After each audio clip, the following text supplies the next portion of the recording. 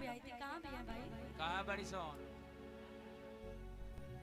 चले गए लोग क्या? अच्छा कोई बात नहीं, कोई बात नहीं। अच्छा पेट पहाड़ हम है ना, हैं? ये क्या नहीं सबका भूख रहा बा? कोई बात नहीं, भूख लगा समय भी बहुत ज्यादा हो गया है। ये क्या नहीं? कि अरे चश्मा लगा के सोम लगा तारा, साउथ वाला हीरो से सोम लगा तारा, चश्मा लगा के सोम लगा तारा, साउथ वाला हीरो से सोम लगा तारा। लेकिन कि अरे चश्मा लगा के सोम लगा तारा,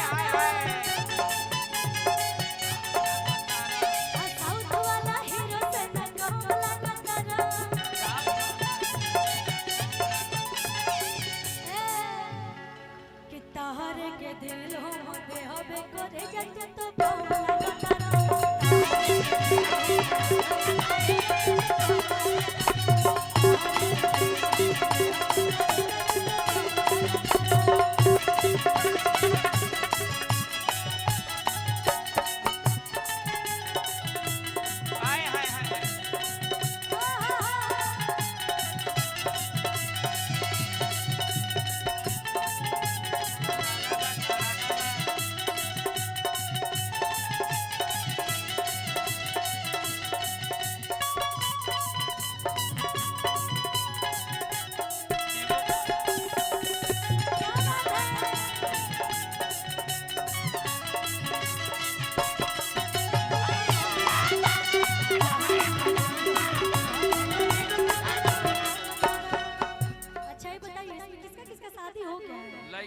मोबाइल रख दीजिए, आप लोग वीडियो बनाते रहेगा रात भर। एक बार जिसका जिसका शादी हो गया एक बार हाथ ऊपर करिए तो। दोनों हाथ उठे लोग। पूरा चारों तरफ कैमरा लगल बा, झूठ बोलल बा तो घरे दवाई होई। हां दोनों हाथ उठे लोग। शादी हो गया है यहाँ पे, कोई ईमानदार नहीं हमको दिख रहा। मतलब इतने सारे लोग में किसी का शादी ही नहीं हुआ यार। ना सब झूठो के।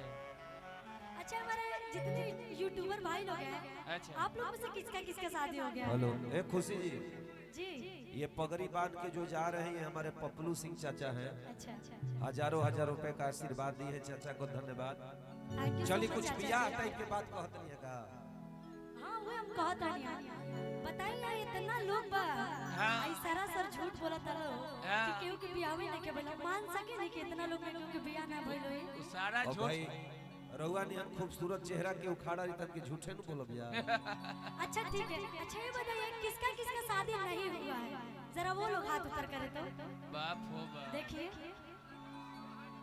अरे मेरा भी नहीं हुआ है। हां हमारो।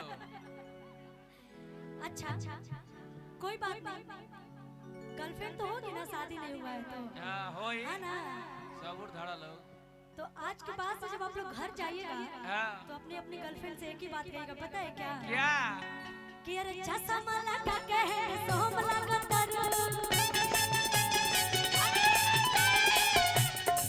बोल भैया के नाम से बहुत सारा आशीर्वाद है। थैंक यू सो मच भैया, थैंक यू सो मच।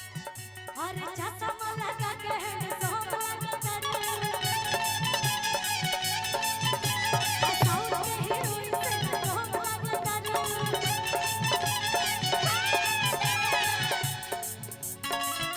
क्या कहना है? क्या? असली बात ये है, ये जाके बोलिएगा कि तोहरे के दिल हम करेगा तो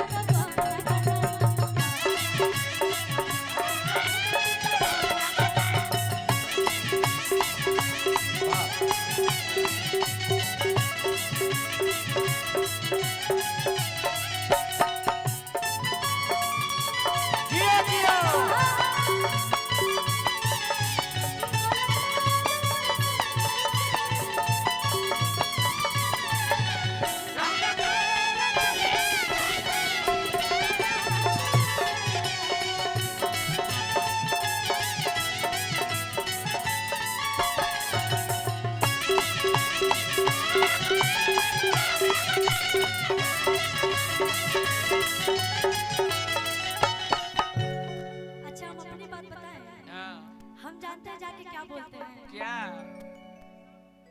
कि हीरो हो धीरे धीरे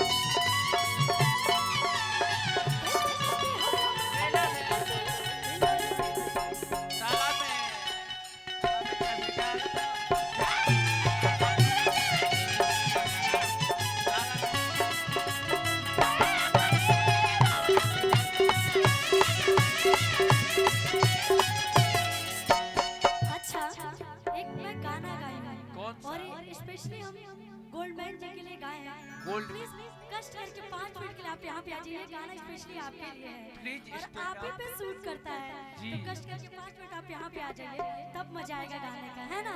एक बार जोरदार ताली होनी चाहिए भाई। एक गाना मैं गाई थी वो आप ही पे सूट करता है, बिल्कुल मैं आप ही के लिए गाई गई कि पेनी सी कड़ी अमीरो लगेला हाय हाय हाय हाय हाय हाय अकाला चश्मा में हीरो लगेला हीरो कि पेनी सी कड़ी अमीरो लगेला रोक लीजिएगा कि मन करे खाए जाए सुना तू तो से कश्मीर लगेला। और आप वाकई में बहुत बहुत ज्यादा अच्छे हैं कि पेनी सी कड़ी अमीरो लगेला काला चश्मा में हीरो लगेला।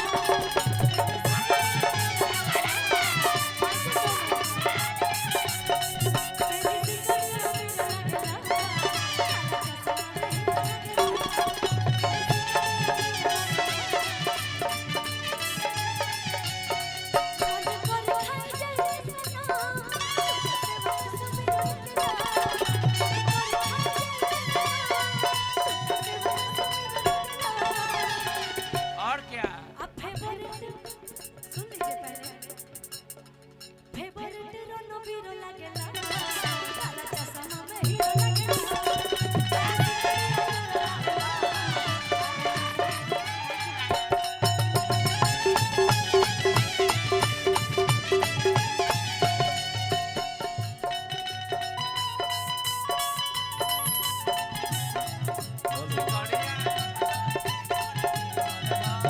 क्या बात है?